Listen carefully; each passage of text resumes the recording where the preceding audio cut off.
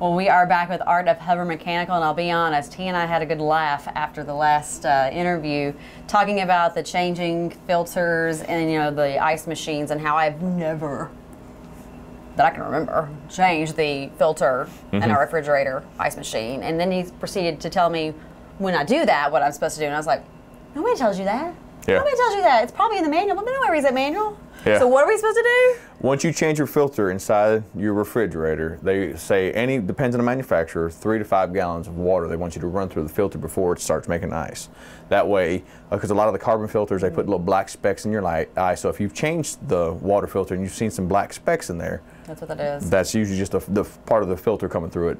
What I used to do is I take that water, instead of wasting it, I'll water flowers or I'll collect it for other stuff. That way it's not just going down the drain. Yeah, that makes a whole lot of sense. And talking about going down the drain, you know, a uh-huh. lot of people have leaks and they waste a lot of water. Yes. Just from, you know, it going down the sink. And it's pretty easy to spot leaks lots of times in the house because we're around them a whole lot more frequently. But outside, especially with all this freezing and thawing, with all these crazy temperatures we've seen, how do we know if we have a leak outside? Because, I mean, most of us aren't just sitting there staring at our outdoor faucet waiting to see if there's a leak. The biggest way is when you hook a hose to it and you go and turn it on.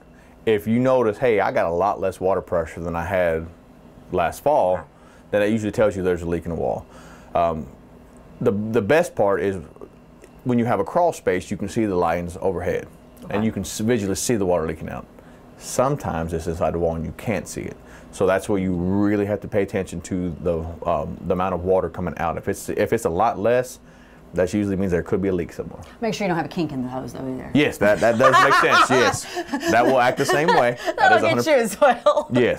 Because sometimes I'll be like, and I look over, my kid's standing on the water, I was like, yeah. All right, just so I'm not alone. And that happens, and you call them out, and they're like, well, there's a kink in the water. Yeah. Just looking out for y'all. Yeah. Just looking out.